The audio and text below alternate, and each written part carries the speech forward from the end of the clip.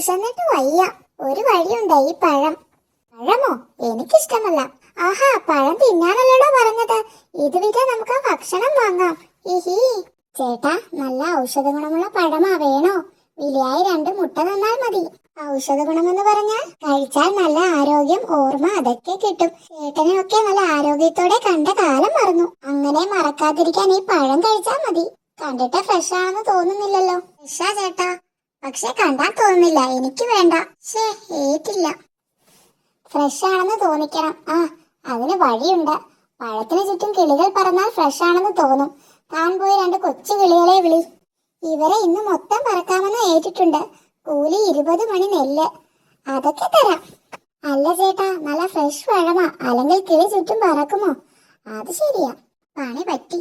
എടോ, പഴത്തിന് ചുറ്റും ഇപ്പോഴും കിളി പറക്കുന്നു. മഹാശല്യമായി. അത് പഴം ഫ്രഷ്, എന്നാലും ഇങ്ങനെയുണ്ടോ പറക്ക്? താൻ വന്ന് നോക്ക. മോന് പഴം കൊടുത്തു, എന്നിട്ടും കിളി പോയിട്ടില്ല. ഒരു ദിവസം ഫുള്ള് പറക്കണമെന്ന് ശേരിക്കടുവ പറഞ്ഞിട്ടുണ്ട്.